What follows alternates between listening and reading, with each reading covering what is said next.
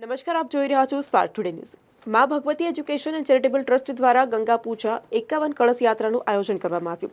વડોદરા શહેરમાં ધર્મપ્રેમીઓ સનાતન ધર્મ અનુસાર પ્રજાપિતા બ્રહ્માજી દ્વારા અનુસંધાનના શુભ દિને મહારાષ્ટ્રીયન બંધુઓના નવા વર્ષ ગુડી પડવા અને ચેટીચાંદ સમગ્ર સનાતનના નૂતન વર્ષના આરંભ નિમિત્તે Bhagwati education and charitable trust દ્વારા ગંગાનું 51 કળશ યાત્રાનું આયોજન કરવામાં આવ્યું।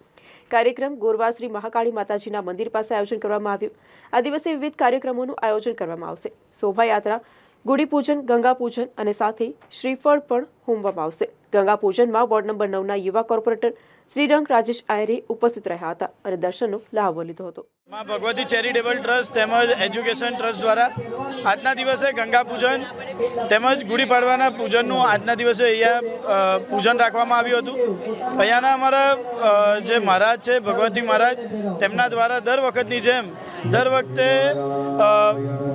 ચૈત્ર નવરાત્રિની અંદર આવો જ કાર્યક્રમ કરવામાં આવે છે અને આજના દિવસે પણ વિસ્તારના તમામ લોકોને પૂજાની અંદર સમાવેશ કરવામાં આવે છે અને ગંગા પૂજનનું જે આયોજન કરવામાં આવ્યું છે, સાથે જે ગંગા પૂજનની જે યાત્રા કરવામાં આવી હતી, જે હરિધામ મંદિરથી લઈને પંચવટી મહાકાળીમાં મંદિર સુધી, તો આ જે તમામ આયોજન કર્યું છે એ એવા તમામ આ ભગવતી ટ્રસ્ટનું હું ખૂબ ખૂબ આભાર માનું છું કે વિસ્તારને ભક્તિમય બનાવવા માટે જે અર્થાક પ્રયત્નો કર્યા છે તે બદલ મહારાજશ્રીનો હું ખૂબ ખૂબ નતમસ્તક વંદન કરું છું।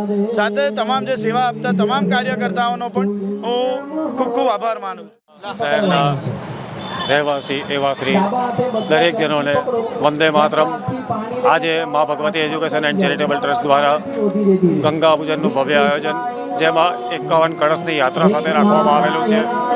આજે શ્રીરંગભાઈના વરદ હસ્તે ગુડી પૂજનની શરૂઆત કરી અને સર્વ મહારાષ્ટ્રીયન બંધુઓને પણ નવા વર્ષની શુભેચ્છાઓ અને દરેક શહેરીજનોનું આયુષ્ય આરોગ્ય સારું રહે તેવી અમારા ટ્રસ્ટ વતી દરેક જનોને પ્રાર્થના, ભગવાન મા જગદંબાના ચરણમાં પ્રાર્થના કરીએ છીએ।